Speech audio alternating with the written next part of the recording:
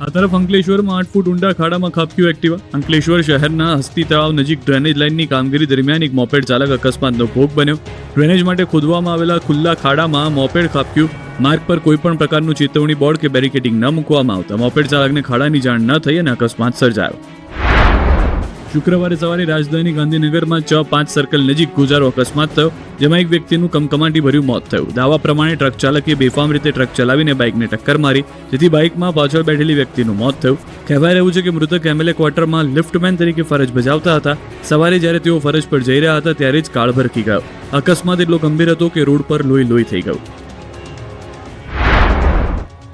Gir Gadhada ઉમેજપરા road પર pipe ભરેલો truck પલટ્યો. Road પર પાઇપનો ઢગલો થયો. રોડ પર પાઇપ ભરેલા ટ્રકે શીર્ષાસન કર્યું અને રોડ પર પાઇપનો થઈ ગયો ઢગલો. ગીરગઢડાના ઉમેજપરા રોડ પર પાઇપ ભરેલું એક ટ્રક પલટી મારી ગયો. ડ્રાઈવરે કાબુ ગુમાવતા હારમડિયા તરફથી આવી રહેલો ટ્રક ઉમેજ પર રોડ પરના એક વળાંક પર પલટી મારી ગયો, જેથી અફરાતફરી મચી ગઈ. તો આ ઘટનાને પગલે રસ્તા પર ટ્રાફિક જામના દ્રશ્યો પણ જોવા મળ્યા. સદનસીબે કોઈ જાનહાનિ ન થતા સૌએ રાહતનો શ્વાસ લીધો. જોકે રોડ પર પાઇપની રેલમછેલ થઈ ગઈ. ઉલ્લેખનીય છે કે જર્જરિત પુલ બાબતે ગ્રામજનો દ્વારા અનેક વખત રજૂઆત કરવામાં આવી છે. તેમ છતાં સ્થાનિક વહીવટીતંત્ર નગરોળ બનીને કોઈ પગલાં ન લેતા વધુ એક દુર્ઘટના સર્જાઈ હતી. વડોદરામાં ભાર કારને ભડકે બળતા જોઈ અમદાવાદમાં અગરબત્તી બનાવતા કારખાનામાં આગથી દોડધામ પણ મચી ગઈ. વડોદરા શહેરમાં રોડ પર પૂરપાટ દોડતી કારમાં આગ લાગતા નાસભાગ મચી ગઈ. શહેરના ગોલ્ડન ચોકડીથી એરપોર્ટ સર્કલ તરફ આવતા માર્ગે હરણી લેક ઝોન સામે કારમાંથી ધુમાડા નીકળતા કારમાં સવાર લોકો બહાર નીકળી ગયા, જે બાદ થોડી જ ક્ષણમાં કાર આગને હવાલે થઈ ગઈ. આગે વિકરાળ સ્વરૂપ ધારણ કરી લેતા આખી કાર બળીને ખાક થઈ ગઈ. રોડ પર આગથી અફરાતફરી મચી ગઈ. આગના કારણે અહીંથી પસાર થતો ટ્રાફિક પણ એક સમય માટે થંભી ગયો. આ બનાવને લઈ વડોદરા ફાયરની ટીમ તાત્કાલિક ઘટના સ્થળે પહોંચી કારમાં લાગેલી આગ પર કાબુ મેળવ્યો. સદનસીબે આ બનાવમાં કોઈ જાનહાનિ થઈ નથી. અમદાવાદના નરોડા વિસ્તારમાં મુક્તિધામ નજીક આવેલા અમરનાથ એસ્ટેટમાં અગરબત્તી કારખાનામાં ભીષણ આગ લાગી. જેસલ પ્રોડક્ટ્સ પ્રાઇવેટ લિમિટેડ કંપનીમાં લાગેલી આગ એટલી વિકરાળ હતી કે થોડા સમયમાં જ આખું કારખાનું સળગી ઉઠ્યું અને આસપાસના રહેવાસીઓમાં પણ ભયનો માહોલ ફેલાઈ ગયો. આકાશમાં ધુમાડાના ગોટે ગોટા દેખાયા. આ અંગેની જાણ થતાં ફાયર બ્રિગેડની 9 ગાડીઓ ઘટના સ્થળે પહોંચી અને 3 થી 4 કલાક સુધી પાણીનો મારો ચલાવી આગને કાબૂમાં લીધી. અગરબત્તીનું કારખાનું હોવાને કારણે ઝડપથી આગ ફેલાઈ. વહેલી સવાર સુધી ફાયર બ્રિગેડની ટીમ દ્વારા કુલિંગની કામગીરી કરવામાં આવી હતી. અમદાવાદની 7th ડે સ્કૂલમાં ફરી વિદ્યાર્થીઓ બાખડ્યા. શર્ટ પર બ્લેડ મારી બટન તોડી નાખ્યા. અમદાવાદની 7th ડે સ્કૂલ ફરી એક વખત વિવાદમાં આવી છે. સરકાર હસ્તક આવી ગયા બાદ પણ 2 વિદ્યાર્થીઓ વચ્ચે મારામારી થતા શિક્ષણ જગત સ્તબ્ધ થઈ ગયું. સ્કૂલમાં ધોરણ 7ના વિદ્યાર્થીને 3 વિદ્યાર્થીઓએ માર મારી શર્ટના બટન તોડી નાખ્યા. વિદ્યાર્થીએ મોનિટર હોવાથી અન્ય વિદ્યાર્થીઓને લાઇનમાં આવવા કહ્યું હતું, જેની અદાવત રાખી 3 વિદ્યાર્થીએ એક વિદ્યાર્થીને શર્ટ પર બ્લેડ મારી બટન તોડી નાખી માર માર્યો. આ અંગેની કોગરા પોલીસ સ્ટેશનમાં ભોગ બનનાર વિદ્યાર્થીના પિતાએ 3 વિદ્યાર્થી સામે ફરિયાદ નોંધાવી. હાલમાં સ્કૂલમાં ખાનગી કપડામાં પોલીસ કર્મચારીઓને બંદોબસ્તમાં રાખવામાં આવ્યા છે. સમગ્ર મામલે સ્કૂલની બેદરકારી સામે આવી છે. વિદ્યાર્થીએ ઘટના અંગે સ્કૂલને જાણ કરી, પરંતુ સ્કૂલ દ્વારા કોઈ પગલાં લેવામાં આવ્યા નહોતા, જેથી વિદ્યાર્થીના પિતાએ પોલીસ ફરિયાદ નોંધાવી. આ મામલે અમદાવાદ ડીયુએ સ્કૂલના આચાર્યને કારણદર્શક નોટિસ આપી છે. ડીઈઓ કચેરીની એક ટીમ સ્કૂલમાં પહોંચી હતી. આ ટીમ દ્વારા આક્ષેપિત બાળકોને બોલાવીને નિવેદન લેવાયા હતા. તો આવી ઘટના ન બને તે માટે સ્કૂલમાં મોટિવેશનલ કાર્યક્રમો કરવામાં આવતા હોવાનો ડીઈઓએ દાવો કર્યો છે. તો 7th ડે સ્કૂલના સુપરવાઇઝર અલીફ નાયકે દાવો કર્યો છે કે વિદ્યાર્થીઓએ વોશરૂમમાં ધક્કામુક્કી કરી હતી. બ્લેડ ન હોવાનો પણ દાવો કરવામાં આવ્યો છે. તો આ તરફ રાજ્યના શિક્ષણ મંત્રીએ પણ 7th ડે સ્કૂલમાં મારામારી મામલે નિવેદન આપતા કહ્યું કે આ અંગે અધિકારી પાસે અહેવાલ મંગાવી શિક્ષણ વિભાગે તપાસનો આદેશ આપ્યો છે. ઘટનાને લઈને એનએસયુઆઈ દ્વારા વિરોધ કરવામાં આવ્યો છે. અમદાવાદ શહેર ડીયુને આવેદનપત્ર આપી કડક કાર્યવાહી કરવાની માંગ કરાઈ છે. એનએસયુઆઈએ વિરોધ કરી જણાવ્યું કે શાળાની અંદર મારામારી અને ગુંડાગીરીની રોકવામાં શિક્ષકો, પ્રિન્સિપાલ અને ટ્રસ્ટીઓ સંપૂર્ણપણે બેદરકારી દાખવી રહ્યા છે. પંચમહાલમાં ગુરુ શિષ્યનો સંબંધ અજવાળ્યો. વિદ્યાર્થીએ મહિલા શિક્ષિકાને થપ્પડ ચીકી. ગુરુ શિષ્યના પવિત્ર સંબંધને લાંછન લગાડતી ઘટના પંચમહાલ જિલ્લાના શહેરામાં બની છે. શહેરાની જાણીતી શ્રીમતી એસજે દવે હાઈસ્કૂલમાં એક વિદ્યાર્થીએ મહિલા શિક્ષિકાને થપ્પડ મારી હોવાની ઘટનાથી સમગ્ર પંથકમાં ચકચાર મચી ગઈ. આ સમગ્ર ઘટના શાળાના સીસીટીવી કેમેરામાં કેદ થઈ ગઈ. વિદ્યાર્થી પરીક્ષામાં મોડો આવતા શિક્ષિકાએ કારણ પૂછ્યું. વિદ્યાર્થીએ ઉશ્કેરાઈ શિક્ષિકાને તમાચો ઝીકી દીધો, જેથી ક્લાસમાં રહેલા તમામ વિદ્યાર્થીઓ સ્તબ્ધ થઈ ગયા. શિક્ષિકા પણ ચોંકી ગયા. એટલું જ નહીં, વિદ્યાર્થીએ શિક્ષિકાને ગંભીર ધમકી આપતા કહ્યું કે તમારે અહીં એકલા રહેવાનું છે, જેનો ઇશારો તેમના પર ભવિષ્યમાં હુમલો કરવા તરફ હતો.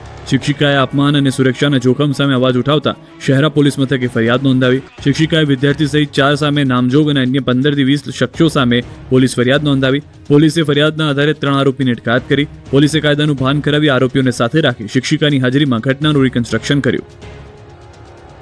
સુરતમાં કાયદાના રક્ષક પર જીવલેણ હુમલો, ટ્રાફિક ક્લિયર કરવા જતા પોલીસ કમિશનરના પીએ પર હુમલો કર્યો.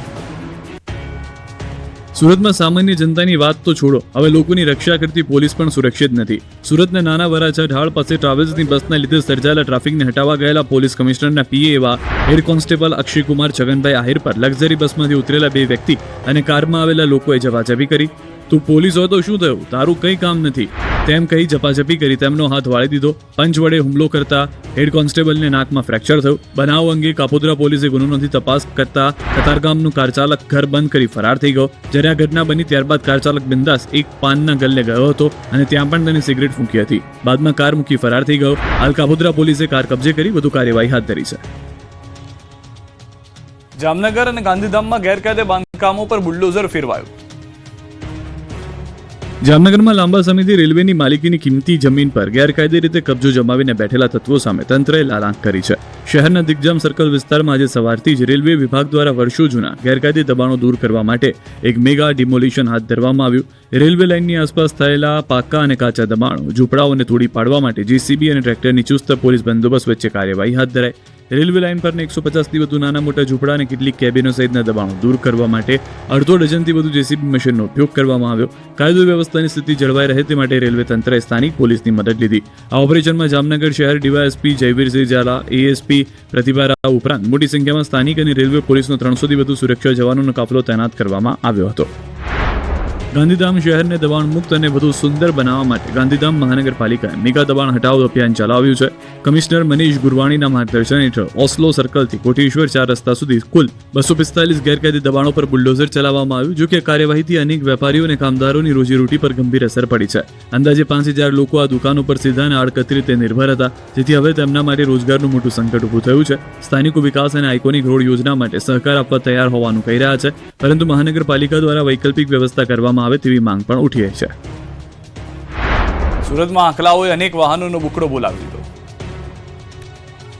આંખલાઓ એવા તોફાને ચડ્યા કે અનેક વાહનનો બુકડો બોલી ગયો. ડરાવી નાખે તેવા દ્રશ્યો સુરતના પલસાણા વિસ્તારના છે. વરેલી ગામે આંખલાઓ એવા ઝઘડ્યા કે રોડ પર રીતસરનું જાણે કર્ફ્યુ લાગ્યું હોય તેવા દ્રશ્યો સર્જાયા. બે આંખલાઓ શક્તિ પ્રદર્શન કરી રહ્યા હતા, ત્યારે જેની આડે જે આવ્યું તેને અડફેટે લીધા. નંદીઓએ સોસાયટીમાં રીતસરની ધમાચકડી મચાવી દીધી. આંખલાઓએ રોડ પર પાર્ક કરેલા વાહનો પર શિંગડા ભરાવી પાડી દીધા હતા. વાહનોમાં ભારે નુકસાન કર્યું. દુકાન નજીક ધસી આવ્યા, જેથી દુકાનદારને પણ જીવ બચાવવા ભાગવું પડ્યું. ત્યારે કેટલાક લોકોએ વચ્ચે પડી લાકડીઓ અને પાણી છાંટી આંખલાઓને દૂર કર્યા હતા.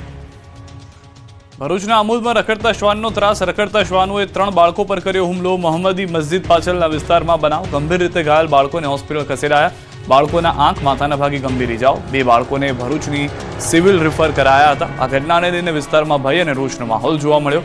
સ્થાનિક રહીશોએ રખડતા શ્વાનોના વધતા ત્રાસ સામે ગંભીર ચિંતા વ્યક્ત કરી તાત્કાલિક આમોદ નગરપાલિકાના મુખ્ય અધિકારી સમક્ષ રજૂઆત કરી હતી. લોકોએ રખડતા શ્વાનોને તાત્કાલિક પકડી યોગ્ય કાર્યવાહી કરવાની માંગ ઉઠાવી છે. ભાવનગરથી સમાચાર. બગદાણા કોળી યુવક પર માર મારવાનો મામલો. જયરાજ આહિર સહિત 4 આરોપીઓના જામીનને લઈને મહુવા કોર્ટમાં સુનાવણી. નવનીત બાલદિયાએ જામીન અરજી સામે કોર્ટમાં વાંધા અરજી રજૂ કરી. મહુવા કોર્ટમાં રજૂ કરી વાંધા અરજી. જામીન અરજીનું જજમેન્ટ પેન્ડિંગ. આવતીકાલે ચુકાદો આવશે. અગાઉ 8 આરોપીઓ જેલ મુક્ત થયા છે, તેને લઈને હાઈકોર્ટમાં પિટિશન દાખલ કરવામાં આવશે.